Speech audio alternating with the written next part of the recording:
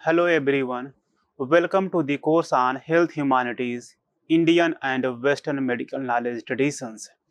This is lecture number 19 on Western medical traditions in colonial India. In this lecture, I will talk about how Western medicines evolved in colonial India, what are their roles, how they have categorized illness and disease, and then the impact it has on the native people, the impact it has on the Indian woman, and how they led to some kind of discriminations against Indians. This lecture comprises about Western medical knowledge traditions or colonial medicine in India. Then I'll focus on colonial medical care and the idea of charity. And after that, I'll present some examples from Hindi novels which critiques colonial model of charity, colonial medical model of charity. I'll also talk about the role of Western medicine in the well-being of Indian women. So these are some of the contents which I will discuss in this lecture. When we think about Western medicine, it originates as a part of military requirement to protect British soldiers and officials. So the idea of Western medicine and its implementation in India was not meant for Indian people or Indian populations. Rather, its purpose was to protect, to take medical care of British soldiers and British officials who are working in British government in India. In other words, Western medicine is introduced in India as a part of colonial project, and it has a deeper nexus with colonialism, and it has a major role in the imperial agency or imperial advancement in India. So what we find over here that Western medical tradition has a kind of nexus, a kind of intersection with colonization, as well as medical cure of British soldiers. Later on, it has been broadened to the Indian publics. The Western medicine or Western medical tradition is known with various concepts, various phrases, such as European medical science, Western medicine, or Angrezi dawa. And these terms, they are not neutral terms. They have not been popularized as a neutral name for Western medical practices. Rather, they have certain kind of hierarchical positions. They set binaries between the East and the West. The Western medicine projects the Indian medicine, the Indian medical practices, and Indian mode of healing and treatment as irrational, ignorant, unscientific, superstitious, backward, unusual, bizarre, exotic. While on the other hand, it projects Western medicine and Western culture, Western people as rational, scientific, practical, modern, advanced, strong, masculine, and so on. So what we find over that there is a kind of complete binary opposition between the Western medicine and the Eastern medicine.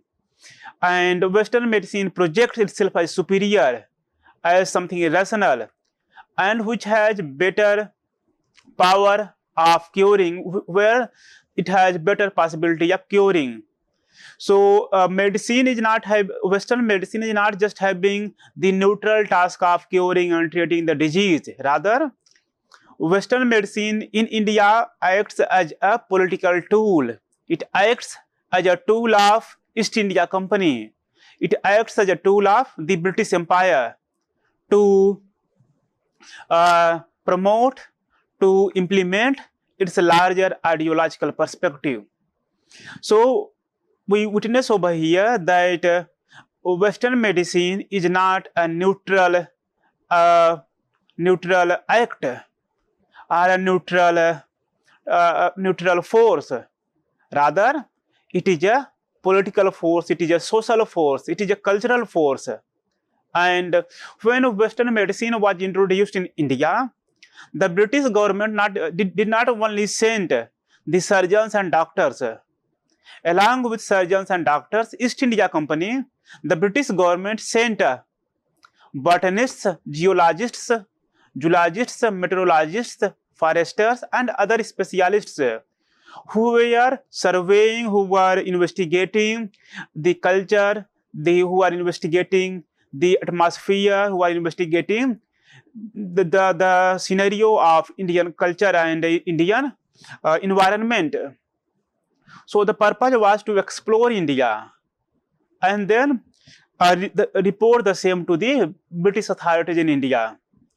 So there is also a kind of connection between the introduction of medicines and their relation with the power of exploration. It can also be seen as a power of gaze as well, that Western medicine is not gauging not just the human body, flora and fauna, it is also gauging Indian geographical lands, it is also gauging the environment. So these are different kind of gauge is implied when Western medicine is introduced in India. And this gaze is about like investigating the climate, topography, as well as the disease. So the medical personnel are the medical persons from the West who were acting in India. They were acting as a double agent of European investigation. They were acting as a double agent of European or British investigation agencies who were exploring climate, topography, disease. At the same time, they were also trying to cure. They were also exploring the Indian environments. So the task of double agent is to gaze, to cure the disease, but more than that, the task is to gaze, to explore the climate, topography, as well as environment. It can also include geography and other things. So it has some other purpose as well. The Western medical invention in India has its intervention in social, cultural, religious, and material life of Indian people. So Western medicine is dictating, classifying, justifying, and promoting certain kind of social, cultural, religious, and material aspect of Indian people. They are trying to certify, validate one point of view over other. So it has a greater role in social and cultural activities. It has greater role in religious and material activities.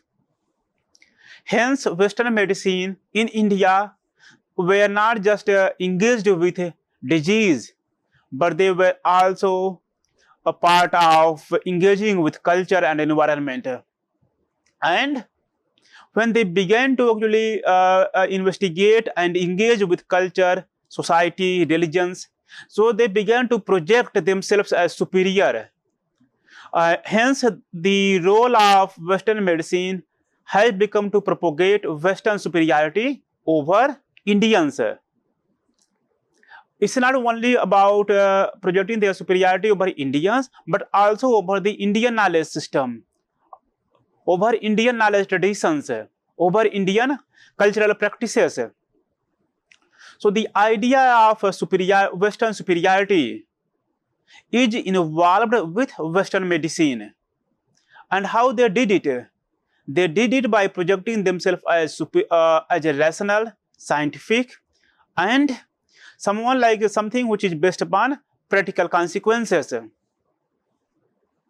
And in this way, through Western medicine, there is a kind of colonial domination and resistance. The domination by the Western people and resistance by the native people. And it also has economic aspect. How there is an economic aspect in medical care? Because when they began to actually treat the Indian people, then their focus was the people, the health of the people who can contribute in the prosperity and productivity of the company, and so they led to the distinction between deserving and undeserving patients. So the idea of economic control, the idea of contributing in the British economy was also the part of the Western medical practices. Hence, we witness that Western medicine is not just a part of medical care, but it is having a larger nexus with every other domain of imperialism. And in a way, it is a new form of imperialism when it was introduced in India.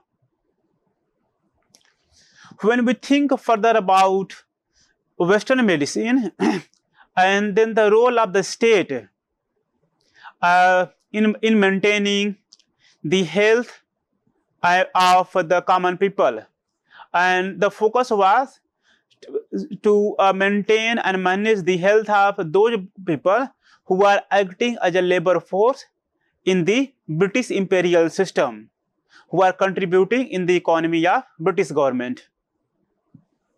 So the British state or the British government was focusing upon the health of the laborers in the name of or for the sake of preserving and maintaining the labor power.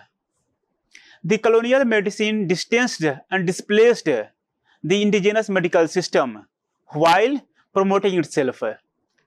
So on the one side, colonial medicine was trying to help the laborers, though it is for their own advantage and benefit, but at the same time, it displaced and distanced the indigenous medical system by establishing a sense of superiority for themselves. The colonial medicine, over a period of time, subjugated and marginalized the traditional medical system by stealing a march over them with superior etiological methodology and therapeutic efficacy. And in this way, the colonial medicine subjugated the traditional medical system. It can be Ayurvedic, it can be Unani, it can be any other form of medical practice, and then establish their own superiority. When we think about colonial medical care, it began as a form of charity. The purpose was to project themselves as a benevolent, as an ethical, as a virtuous person, or at the same time they wanted to project that the British government, the colonial power, is having certain kind of concerns for Indian people. They have certain kind of responsibilities for Indian people, and they derived this idea from the Indian concept of duty of the kings towards its citizens. So apparently they were trying to project that they have their responsibility and duty to take care of Indian citizens, and they want to provide free of cost medical facilities to the Indian people, to the indigenous population. And they were trying to project themselves as benevolent, and they were trying to have a paternal approach of the empire, that they are kind, they are protecting, they are paternal to the Indian people. Moreover, it was a medium to or means to claim that Western Empire or British Empire is providing the greatest blessings on the native people through the British government. In other words, they want to project that they are not simply exploiting. They are not. Their purpose is not to exploit. Their purpose is not to control and dominate or to loot over the Indian people. Rather, their purpose is to take care of Indian people, and then they are being kind. They are being caring, and hence they have the idea of free medical care was introduced. But behind this idea of medical charity, there is also involvement of promoting the Christian notion of charity over Indian idea of charity. And they projected that Indian notion of charity has profound indifference to human suffering, because there are like poor, there are the people from quote unquote lower strata of society, and nobody takes care of them. They are segregated, they are punished. And the Christian model of charity is like considering everyone as equal citizen, and they are taking care of every human being without any kind of discrimination. So in the name of medical charity, the idea of promoting certain kind of religious beliefs, the idea of promoting and bringing people to the fold of Christianity. So the colonial medical care and charity has a longer mission of conversion. It has a greater mission of trying to project themselves as kind and benevolent force. In a way, they are going to justify, through the model of charity, they are going to justify their rule over the Indian people. They are trying to justify the power of imperialism. And in a way, they are trying to project that they are on the civilizing mission. They are on the, and in a way, they are downplaying the colonial oppression.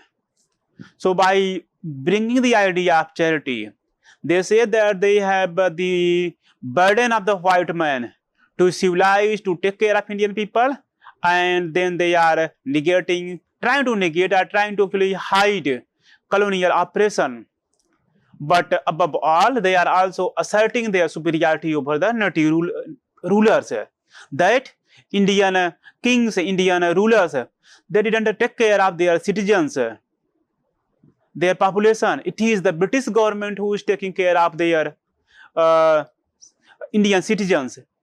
And in this way, they are not just asserting superiority of their medical system, but they are also asserting their superiority in terms of the native rulers, and trying to justify that they are under the better ruling system. Let us think about this idea of charity and how it has helped the Indian poor people. Did British notion of medical charity help common Indians? In what way charity was going to the people who are on the last stairs of social strata, or the last man? How did the last man receive the free medical system? Did it help them, or is it only available to the people who are rich and who are powerful? And Premchand's novel Godan, which is also having the English version called The Gift of a Cow, projects bitter critique of the idea of free medical system, or the idea of the charity model of British or Western medical system in India. There is a conversation about a landowner called Rai Sahab and a peasant named Hori Ram. And in this conversation, Rai Sahab, the landowner, talks about like how he has access to all kind of medical facilities, even for very small illness, very what you call minute illness. And then he talks about how curing of illness has been done through medical practices and through certain kind of religious practices and some other multiple ways. But it also reveals that the poor man have no access to the medical system. Rai Sahab says to Hori Ram, "You know how it is, Hori? In a large family like mine, someone or the other is always falling ill. We are not expected to suffer from ordinary illness. If there is a slight temperature, we are treated for pneumonia. A pimple is always a carbuncle. Frenzied telegrams are sent to the assistant surgeons, the surgeons, and the chief surgeons. Messengers rush to Delhi and Calcutta to bring hakims and wealths. In the family shrine, Durga is invoked. The astrologers get busy on horoscope. There is a tremendous activity to save the patient from the jaws of death. On the slightest sign of indisposition, the doctors get ready to shake the pagoda tree. So here, the person like who is a landowner, who has all kind of access from divine, from horoscope, from scientific medicine, and it is available for not only for the like what to call a very minor disease, but also for it's like a tree of the rich people. But on the other hand, when they like poor person, what kind of access they have? Will they get any kind of treatment? Will the British government, who is promoting the idea of medical charity, care about the poor people? Did they care? The answer is given further by Premchand himself.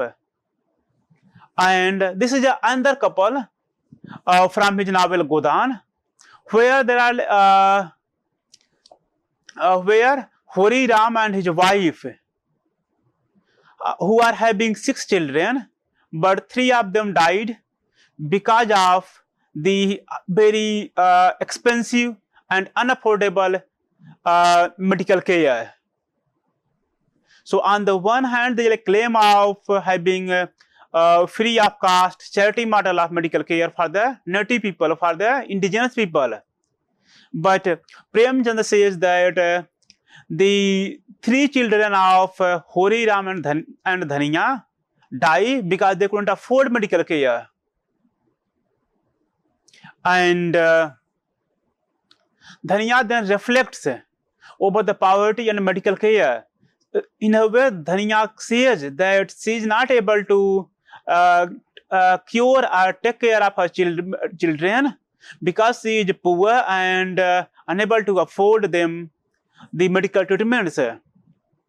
And she says she was convinced that with proper medical care, their lives could have been saved. But she had not been able to buy even an anna worth of medicine for them. What she is saying, that if she has money, if she was able to buy proper medical care, she could have saved the life of her 3 children who died. But she is not having an anna, 1/4 of 20 paise, to buy medicine for her children. So it exposes the idea of charity, it exposes the idea of benevolence which British government is projecting. It critiques, it challenges that the idea of kindness, the idea of benevolence, the idea of paternal care are all hoax, and it has no relation with the health of common people. Rather, British medicine is concerned with only with the idea of those who can contribute in the prosperity and progress of the British company, who can contribute in the wealth of British government. Premchand further talks about another couple called Gobar and Jhunia, who are poor migrants and have gone to a city for the sake of job. And this couple, Gobar and Jhunia, they are having a 2-year-old son, and Jhunia is pregnant again. But they do not have enough food, and so the person, Gobar and Jhunia, they are not having sufficient food. And since they are having very little food, it results in some kind of illness. And then Premchand presents a picture which can shake the entire humanity, which can actually burst the bubble of Western medical care, which can burst the bubble of Western medical notion of charity. Uh, since they are very poor, they are not having any food, they remain hungry, and hence Junia is not having milk for her child, her son. And Premchand writes, her breasts were dry. Lallu would howl to be fed, and when no milk came, he bit the nipple with his 2-year-old sharp teeth. She had not the strength even to push him from her. Lallu had diarrhea and stopped taking milk from her. She felt a great sense of relief. Within a week, he was dead. Think about this paragraph. What Premchand projects that under the rule of British government, the poor people die hungry. They have no food to eat, and then they can actually provide some milk for their children. And at the same time, the British government, the British company asserts its benevolence, asserts its superiority, asserts its civilizing mission through medical system. And when she is feeding her 2-year-old child, and then he bites her nipples, but she is so weak that she is not having power to remove him. And later on, he gets diarrhea, and he has stopped taking milk. So he used to bite her nipples, but since he is not taking the milk, and Junia finds a relief because her breast is not being bitten. But what about the son? He dies within a week. Which medical system helped him? Which charity helped him? This is a question which one has to think over. And it projects a very poor picture of the British medical system. It projects a very poor picture of the idea of charity. It shows that medicines are not available for the poor people.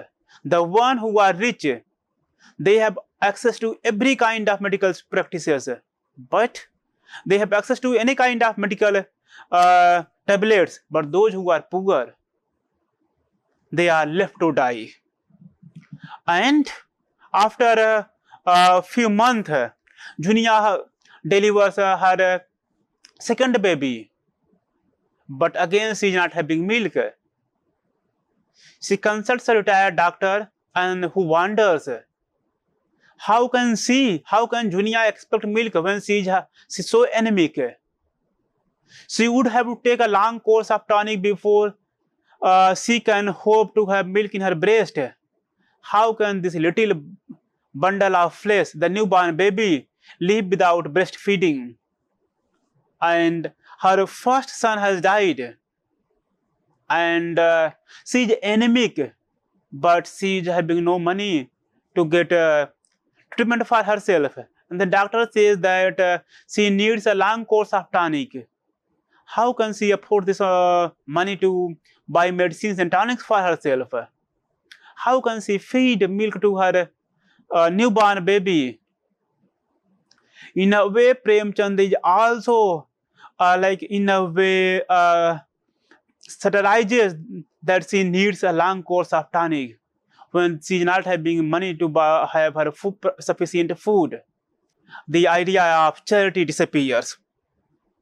Let us move further about how Western medicine were treating the Indian woman, and in the context of curing Indian woman. When we think about Western medicine, and apparently they projected that the British government, the British Empire wanted to take care of Indian women, and they had passed a law called Contagious Disease Act in 1868. However, the act was meant to protect the British soldiers, the British officials, because they were exploiting the Indian woman physically and sexually. And then they, in a way, they wanted to protect themselves. And the British medical system or Western medical system in India was known for women as Janana medical care. And this Janana medical care, which is also known as woman medical care, they tried to actually project the imperial benevolence over the Indian woman. But in the name of imperial benevolence, they were violating the privacy of Indian woman. And in a way, they began to actually look at Indian woman as an object which can be studied, which can be treated, which can be what you call utilized for different purposes. And so apparently they were actually passing different laws. For example, in 1908, there was one association of medical women of India, but most of the British women doctors, most of the doctors in this association were British women doctors. There was very little space for Indian women doctors. Even if they were there, they were not recognized as doctors. And when they began to consider the health of Indian women, then there was also hidden implicit colonial ideology of racist benevolence, where they wanted to project themselves that they are the redeemers of Indian women. They are the one who can take care of Indian women. And since there is no consideration by the Indian men or Indian people, Indian populations, so they are contrasting themselves against Indian male members and projecting themselves as superior over Indian male members and projecting themselves as someone who can take care of Indian women. But at the same time, they are also homogenizing all the Indian women, that Indian women have some kind of hesitancy. They cannot consult to the male doctors. So we are opening a new medical care, new medical system, fully dedicated for Indian women. So it has the idea of homogenization. It has the idea of projecting Indian women who need the protection of British or Western male members. So this is a kind of what you call imperialistic, orientalistic idea, that the Western people, the white people, project themselves as the savior of Indian women in terms of their health, in terms of their disease, and they denigrate the Indian medical systems, or they homogenize all Indian women. To contribute further in the health of women, there was a fund called the Dufferin Fund, which was introduced by the wife of Lord Dufferin. And the idea was to help the Indian woman. Further, in 1913, Women's Medical Service Law was passed, and which was meant for catering medical needs of Indian women. Let us repeat the word medical needs of Indian women. It means there is something lacking, something missing, there is some requirement, and the Western medical system is able to fulfill that need. What does Dufferin Fund is about? It is made clear by Lady Dufferin in her declaration in 1888. She says, "The foundation of our work lies in the assumption that, as a rule, Indian women will not see medical men, that many of them would rather die than do so, and that the only way of bringing profession aid to them in sickness and suffering is to create a supply of female doctors, to establish hospitals and dispensaries for them offered by women." So they wanted to say that the purpose is to actually supply the medical aid by female doctors, by the female medical staffs. But it has some other purpose as well. They wanted to say a project that all Indian women are shy, they are hesitant, they are backward, they cannot meet the medical men. And when we see the language which they use, they say like they are trying to save the Indian woman from illness and inappropriate male gaze. So the idea of saving, the idea of protecting are something which actually projects themselves that they are the savior. They are the one who are having better consideration for Indian women. They are protecting them from inappropriate male gaze. Further, the idea of Dufferin Fund was to improve the health of mothers, to improve the health of newborn childs. To conclude, what we have found so far, that Western medicines has an Orientalist approach. It is based upon the idea of the Orient and the Occident, where the West is superior, the Western medicine is superior, and Indian medicine is inferior. Western people are taking care of Indian people, Indian women, so they are more rational, they are more civilized, they are more benevolent. But this is not so. They use Western medicine as a tool of colonization and control. The idea of charity has certain kind of politics. The politics can be in terms of projecting themselves as a human person. It is a part of justifying their colonial rule. It is a part of justifying the occupation of Indian lands.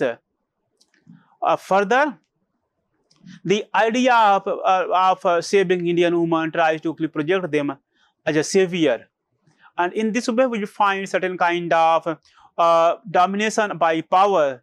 We find the domination by control through Western medical practices in India. So in this lecture, I will end over here, and I will take the idea of Western medicine further in the next lecture. Thank you.